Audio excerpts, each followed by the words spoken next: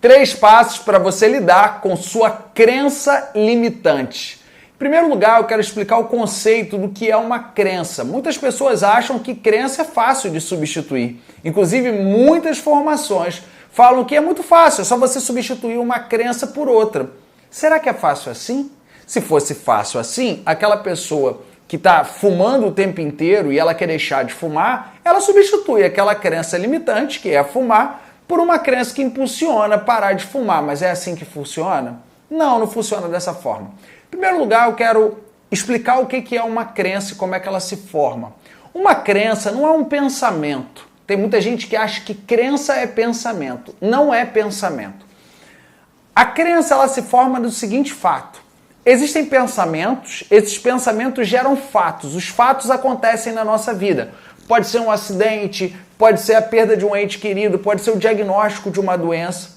Esses fatos, eles vão gerar interpretações, ou seja, vão gerar significados.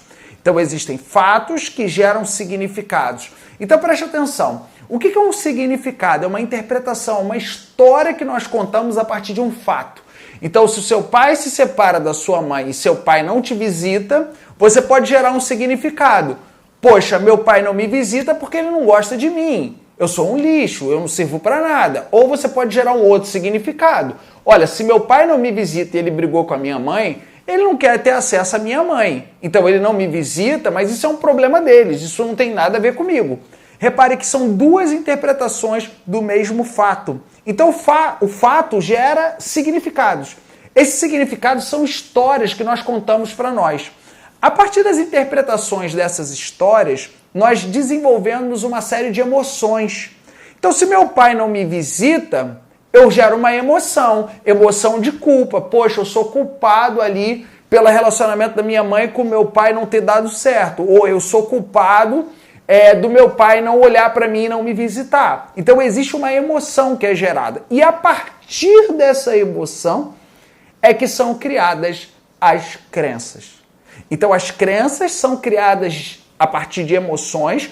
Essas emoções elas surgem através de significados e esses significados eles são gerados por fatos. Então olha só que interessante o que eu estou falando. Uma crença ela é constituída de uma emoção baseada em uma história que você contou para você.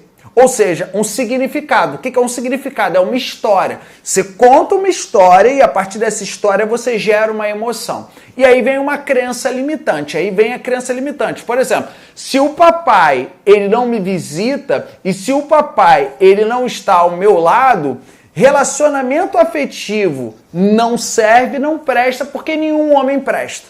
Papai não me visita, logo nenhum homem presta. Pronto, uma crença limitante. Então você instalou uma crença limitante a partir de uma emoção que foi gerada por um significado a partir de um fato. Quais são os 3 passos para lidar com essa crença limitante?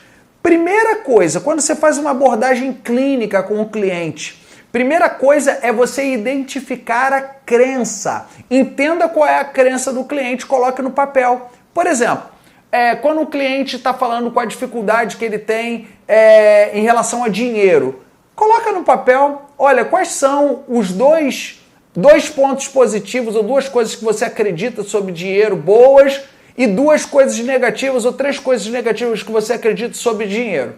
Coloca no papel. Aquilo que ele acredita é a crença que ele constituiu. Só que não adianta só você colocar no papel, isso é apenas o primeiro passo. Segundo passo, identifique com o seu cliente qual é a voz que está por trás daquela crença. Às vezes aquela pessoa fala assim, olha, dinheiro é muito difícil. Aí você vira para o seu cliente e pergunta para ele, olha só, dinheiro é muito difícil? E quem é que determinou isso? Foi você que quis determinar isso ou alguém falava isso para você? Ah, quem falava isso para mim era o meu pai, porque meu pai lutava e não tinha dinheiro. Ah, interessante o que você está falando. E o que te lembra o seu pai? O que te lembra a vida profissional quando você lembra do seu pai? Então, primeiro, você coloca no papel a crença. Segundo, você vai perceber qual é a voz que está por trás daquela crença. E aí vem o terceiro passo. Qual é a emoção que está por trás daquela crença e qual é a emoção que está por trás daquela voz? Porque atrás daquela voz do pai falando que a vida é uma luta, tem raiva, tem mágoa, tem culpa. E às vezes, aquela criança que na sua frente vai ser um adulto, mas por mais que você esteja falando com um adulto, ainda é uma criança que está trazendo aquela crença às vezes vai trazer o sacrifício, vai trazer a punição, porque as crianças, elas tendem a querer seguir os passos dos pais. Então, se o pai fala determinada coisa, aquela criança termina acreditando naquilo.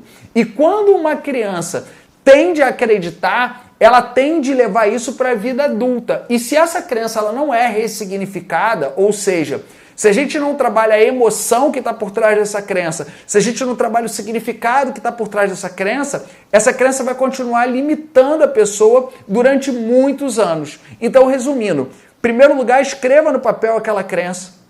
Segunda coisa, descubra qual é a voz que está por trás.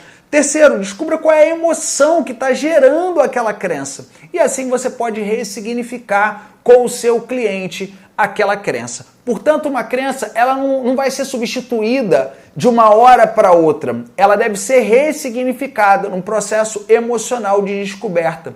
Então, se você gostou aí desse conteúdo, comente aqui o que você sentiu desse conteúdo. Continue acompanhando todo o nosso conteúdo através do site escoladeheróistreinamentos.com.br escoladeheróistreinamentos.com.br.